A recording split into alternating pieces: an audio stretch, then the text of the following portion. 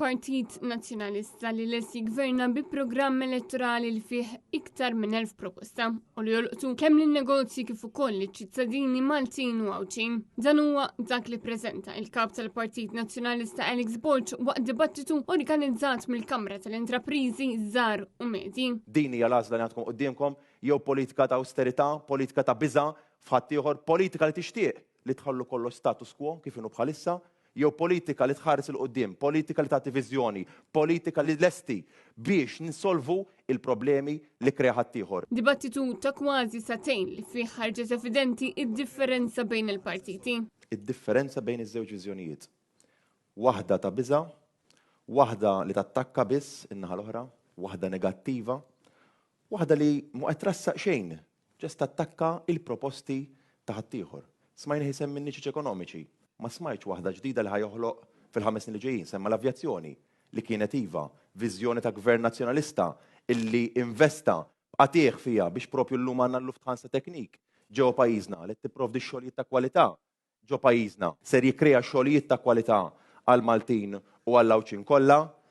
U mhux hekk biss, għandna setturi bħal New Space, l-AI u d-data li tista' tagħti xogħlijiet ta' kwalità lill-poplu Malti u Għawċi kollu. Bil-kap tal-Partit Nazzjonalista jsemmi diversi niċeċ ekonomiċi ġodda li se jrendu il-miljuni lill-ekonomija ta' pajjiżna.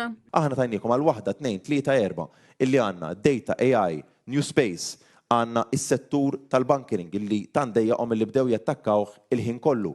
Però dan ser ikun tal-green fuels illi ser jiġġenera miljuni kbar ta' flus lill-poplu Malti u Għawċi.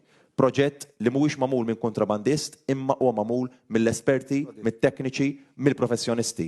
Il-kap tal-Partit Nazzjonalista wieġeb id-domandi kollha li sarulu u baqa' fukat fuq il-proposti. Fost l-oħrajn saru mistoqsijiet dwar kif membri taċ-Chamber stess jiffaċċjaw sfida ta' nuqqas ta' riżorsi umani u jilmentaw ukoll dwar l-overpopulation fejn Alex Bulc qasam il-viżjoni tal-Partit Nazzjonalista permezz ta' żewġ one-stop shops biex kun hemm iktar effiċjenza.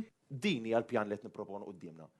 Apparti jekk imbagħad nagħmlu l-aħħar ħaġa, il-capacity plan, il-National Capacity Plan, illi nibdew nagħmlu pjan ċar fuq kif l-infrastruttura ħadd tlaħħaq mażjeda fil-popolazzjoni, fuq kif is-servizzi, l-infrastruttura, l-iskejjel, l-isptarijiet, il-government entities ta' pajjiżna ilaħqu ma' dal-affarijiet.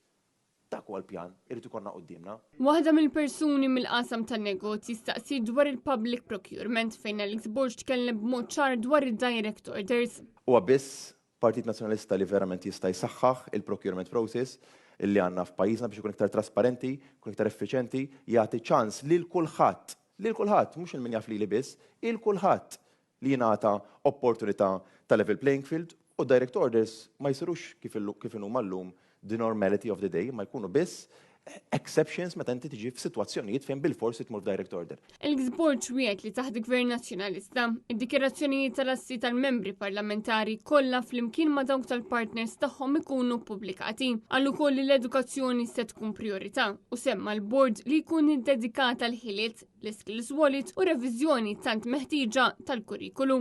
Ħarġet ukoll evidenti waqt id-dibattitu kemm għawdex jibqa' tassew priorità għall-Partit Nazzjonalista. Għaliex għawdex aħna naraw li tkun entrenched fil-Kostituzzjoni ta' pajjiżna bħala gżira reġjun sabiex tkun verament salvagwardjata fl-ogħla liġi ta' pajjiżna u ma nibqgħux nagħmlu kif qed jgħid il-Prim Ministru ring fencing għaliex dik tkun fidejn il-Gvern.